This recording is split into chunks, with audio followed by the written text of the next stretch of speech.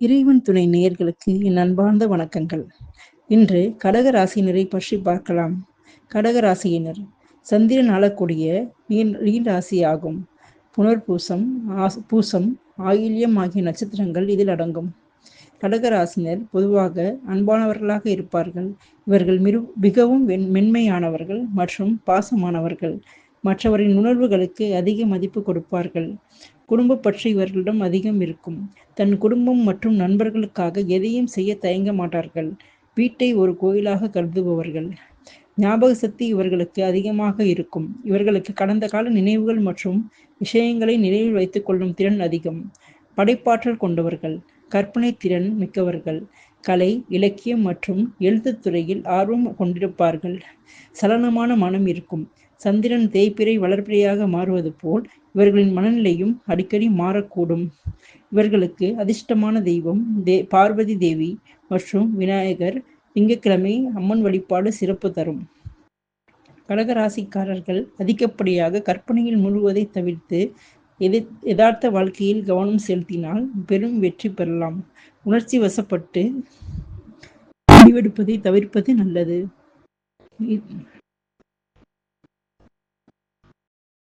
இவர்கள் மற்றவர்களின் கஷ்டங்களை கேட்டால் உடனே உருகி விடுவார்கள். பிறருக்கு உதவி செய்வதில் இவர்களுக்கு நிவர் இவர்களே.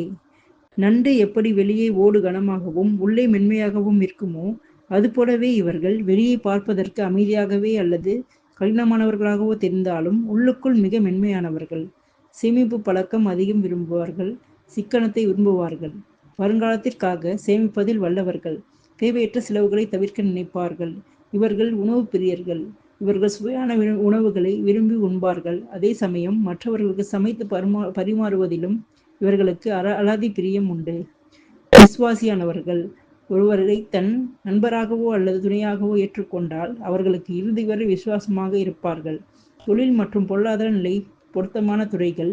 ஹோட்டல் தொழில், ஜவுளித்துறை, ஏற்றுமதியும் இறக்குமதி, மருத்துவம், செவிலியர் பணி, பால் மற்றும் திரவ பொருட்கள் சார்ந்த தொழில்கள், கல்வித்துறை மற்றும் கலைத்துறைகளில் இவர்கள் பிரகாசிப்பார்கள்.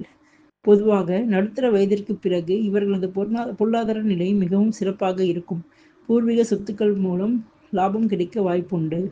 இவர்களுக்கு அதிர்ஷ்ட தெய்வம் திங்கட்கிழமைகளில் மீனாட்சி அம்மன் அல்லது லலிதா சகஸ்கர நாமம் பாராயணம் செய்வது மிகுந்த மன அமைதியையும் செல்வத்தையும் தரும். விநாயகர் வழிபாடு காரிய தடைகள் நீங்கும். அதிர்ஷ்ட மலர் வெள்ளை நிற மலர்கள், மல்லிகை மற்றும் முல்லை மலர்கள். பொருத்தமான ராசிகள் விருச்சிகம் மற்றும் மீனம் நீர் ராசிகள் என்பதால் இவர்களுடன் நல்ல புரிதல் இருக்கும். ரிஷபம் மற்றும் கன்னி ராசியுடனும் நல்ல நட்பு மலரும். வாழ்க்கையில் வெற்றி பெற எளிய ஆலோசனைகள். அடிக்கடி மனநிலை மாறுவதை தவிர்க்க தியானம் மேற்கொள்வது நல்லது.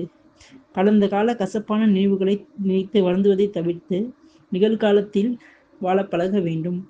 மற்றவர்களை மிக எளிதாக நம்பி ஏமாற வாய்ப்புள்ளதால் புதிய மனிதர்களிடம் எச்சரிக்கையாக இருக்க வேண்டும்.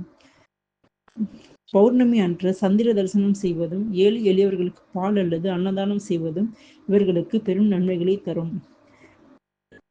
நன்றி. தொடர்ந்து என்னோட சேனலுக்கு சப்போர்ட் பண்ணுங்க ஃப்ரெண்ட்ஸ். Thank you so much.